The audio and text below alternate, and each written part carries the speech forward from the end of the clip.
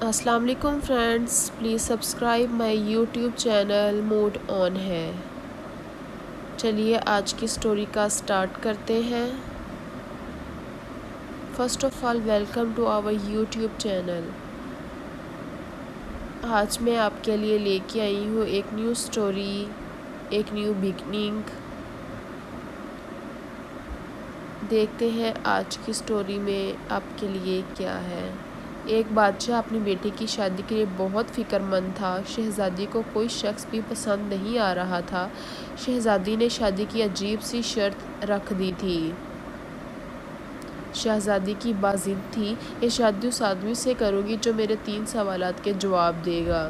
مگر مسئلہ یہ تھا کہ سوال بھی اشاروں میں تھے اور شادی کے امیدوار کو جواب بھی اشاروں میں ہی دینے ہوں گے۔ پوری سلطنت میں شہزادی کے اشاروں کی کسی کو بھی سمجھ نہیں آ رہی تھی، اسی لیے شہزادی سب کو انکار کر رہی تھی۔ ایک عالم کے بیٹے نے بھی اپنی قسمت آزمانے کا فیصلہ کیا۔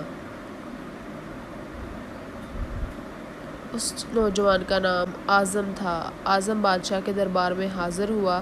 پورے دربار میں یہ بات مشہور ہو گئی کہ آج اعظم شہزادی کے اشاروں کا جواب دے گا۔ شہزادی اور اعظم آمنے سامنے بیٹھ گئے اور شہزادی نے اچانک اپنی انگلی ہوا میں بلند کی۔ اعظم نے جواب میں اپنی 2 انگلیاں ہوا میں بلند کی۔ شہزادی نے کہا، یہ نوجوان پہلے سوال کا جواب دینے میں کامیاب ہوا۔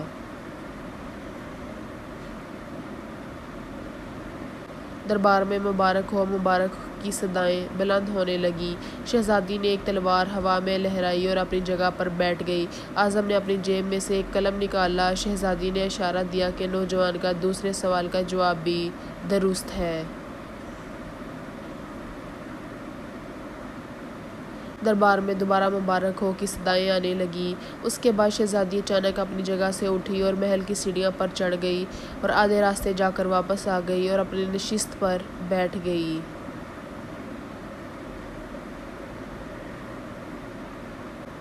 یہ اشارہ اعظم کے لیے بھی کافی مشکل تھا۔ تھوڑی دیر سوچنے کے بعد اعظم نے اپنے دل پر ہاتھ رکھ دیا۔ شہزادی نے کہا، اس نے تیسرے سوال کا جواب بھی ٹھیک دیا ہے۔ پورے دربار میں لوگ اعظم کو مبارکباد دے رہے تھے۔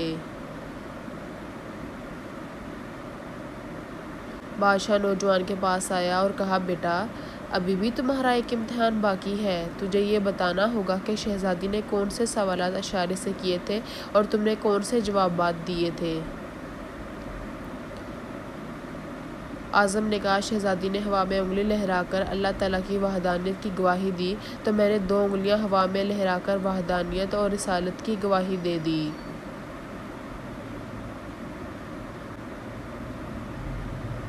دوسرے سوال میں شہزادی نے تلوار ہوا میں لہرا کر پوچھا کہ تلوار کتنی طاقتور ہے۔ میں نے جیب سے قلم نکال کر بتایا کہ تلوار جتنی بھی طاقتور ہو، قلم سے زیادہ طاقتور نہیں ہو سکتی۔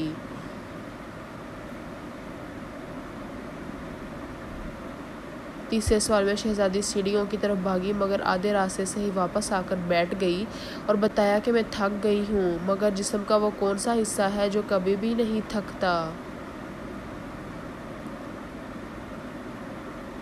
میں نے دل پر ہاتھ رکھ کر جواب دیا کہ یہ دل ہی ہے جو مرتے تک دھڑکتا رہتا ہے اور کبھی بھی نہیں تھکتا۔ بادشاہ نے اعظم کا ہاتھ بلند کر کے کہا، لوگوں گواہ رہنا، میں شہزادی کی شادی ایک ایسے شخص سے کر رہا ہوں جو علم کی دولت سے مالا مال ہے۔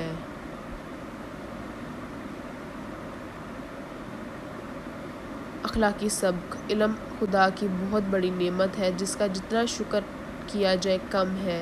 علم سے ہی انسان اپنے آپ کو پہچانتا ہے اور علم ہی خدا کی طرف جانے کا راستہ بتاتا ہے۔